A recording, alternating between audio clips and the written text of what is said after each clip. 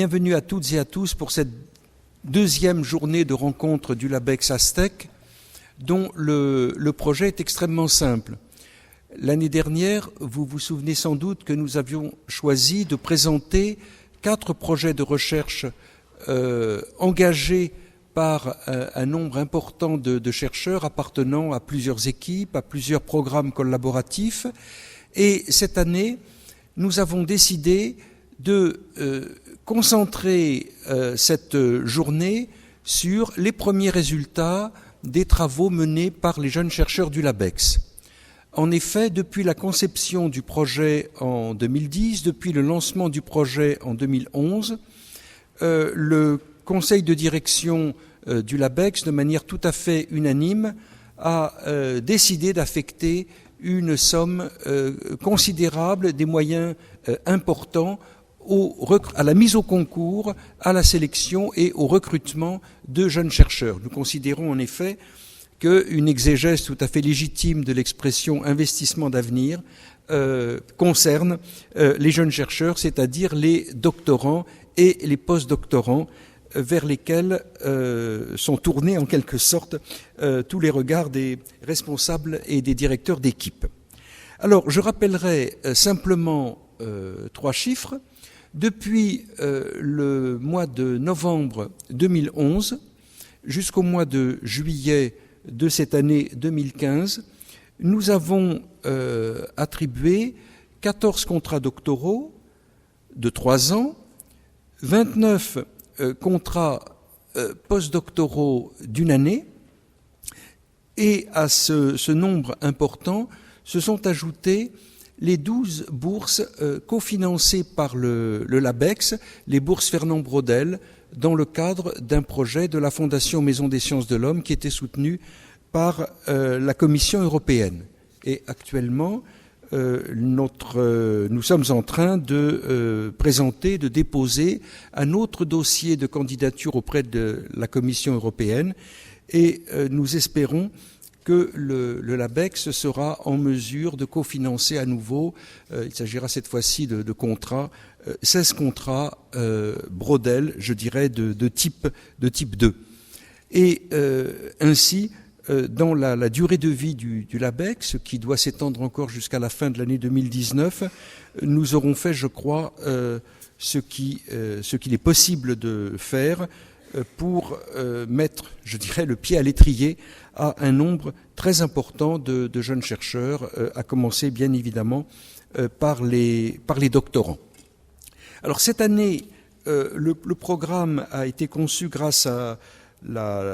l'engagement et à l'imagination de mon voisin de gauche,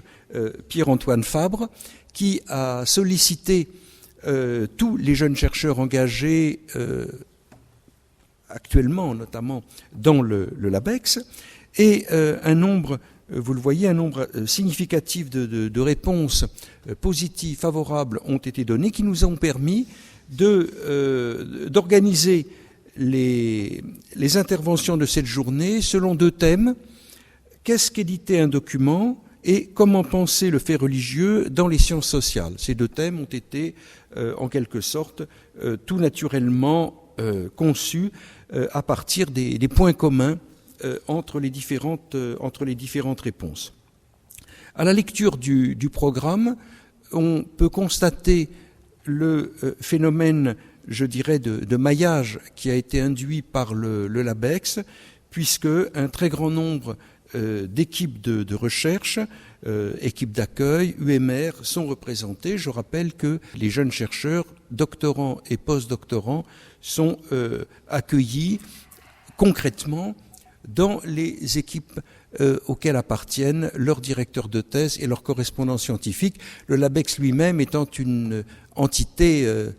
active, mais une entité métaphysique sans mur, qui n'est pas en mesure, évidemment, d'apporter une infrastructure. Et je voudrais, à cet égard, souligner l'importance des équipes qui sont véritablement les lieux d'accueil, les points d'ancrage des jeunes chercheurs. Alors, je vais donc tout simplement vous remercier surtout les auteurs des différents exposés que nous allons entendre, et puis donner immédiatement la parole à Pierre-Antoine Fabre, qui va se livrer à une exégèse plus fine du programme d'aujourd'hui. Merci Philippe, et moi aussi je remercie vraiment beaucoup les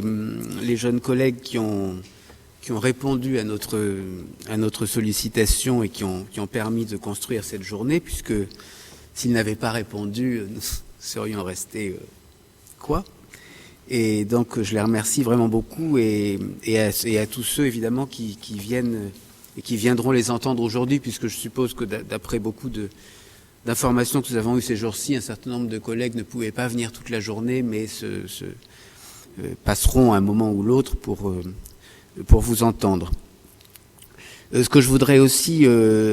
dire en insistant sur ce point, c'est que pour nous, vraiment, je crois que le fait d'avoir consacré ces secondes rencontres aux travaux des jeunes chercheurs était vraiment important, je dirais pour une raison presque politique, qui est que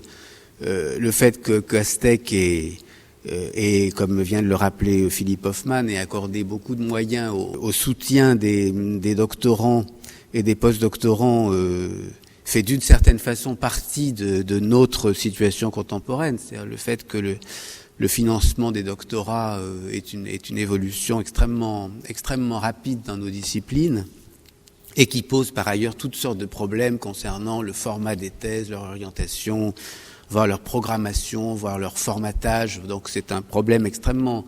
complexe, mais nous avons fait le choix d'aider au mieux ceux qui avaient à entrer dans cette logique. Et je crois que ce que nous pouvions faire de plus, et ce que nous essayons de faire aujourd'hui, c'est non seulement de suivre ce mouvement, qui est un mouvement très général dans nos sociétés, mais c'est aussi peut-être d'anticiper ses meilleurs effets, c'est-à-dire d'aider à ce qu'on appelle souvent la professionnalisation des jeunes chercheurs, c'est-à-dire leur capacité à entrer le plus tôt possible sur le futur marché du travail, au moment même où ils sont en train de préparer leur thèse, puisque les deux phénomènes sont liés. Et de ce point de vue-là, le fait de favoriser les interventions publiques, la présentation des travaux en cours de doctorat fait partie maintenant de ce qui est demandé et de ce qui est important, de ce qui vous aidera par la suite. Et je crois que de ce point de vue-là, on fait un peu plus que suivre le mouvement, mais on essaye d'en anticiper les éventuelles conséquences positives pour l'évolution de vos travaux. Donc cette journée, de ce point de vue-là, est vraiment importante. Alors pour ce qui concerne le programme, je crois que Philippe a déjà presque tout dit. Le principe, c'était de fédérer les recherches en cours autour de quelques grandes questions, plutôt que d'organiser simplement un rassemblement de recherche personnelle. Et de ce point de vue-là, nous avons choisi finalement, de façon assez déductive par rapport à l'état des travaux au sein du LABEX, d'une part le problème de l'édition, et en particulier de toutes les implications des ouvertures numériques sur les éditions de sources, avec le souci non pas tant d'entrer forcément dans chaque détail de chaque dossier particulier, mais en essayant au contraire de favoriser les points de rencontre, y compris dans les problèmes techniques et scientifiques qui sont posés par ces nouvelles technologies, à partir justement de l'expérience de recherche particulière. De ce point de vue-là, je demande aux discutants d'essayer de favoriser justement cet échange, plus que finalement l'entrée dans chacun des dossiers dans ce qu'il a de tout à fait singulier et irréductible. Mais il est évident que la question de l'édition de source est apparue comme un des problèmes assez transversaux dans tous les travaux qui se font dans ce LABEX, en particulier justement par rapport au défi que présentent les nouvelles formes d'édition numérique. Et puis d'autre part, second grand volet, et là qui est au cœur, si on veut, du projet scientifique d'Astec, qui était de tout à la fois, enfin d'essayer de faire converger les nouvelles manières qu'on a aujourd'hui d'aborder la question religieuse dans des sociétés anciennes, et parallèlement de travailler sur le facteur religieux dans les sociétés contemporaines et d'essayer de voir comment cette nouvelle manière de faire de l'histoire religieuse et des manières de devoir faire de la sociologie religieuse aujourd'hui pouvaient entrer aussi en rapport, et en particulier en faisant dialoguer des historiens et des sociologues. Et ça, je crois que c'est quelque chose qui a toujours été aussi dans le projet d'Astec, de placer le religieux d'une part dans ces contextes historiques et sociaux, et d'autre part dans ces contextes scientifiques, à partir du dialogue entre les disciplines, et en particulier entre sociologie, anthropologie et histoire, qui sur le terrain du religieux est évidemment un dialogue particulièrement nécessaire.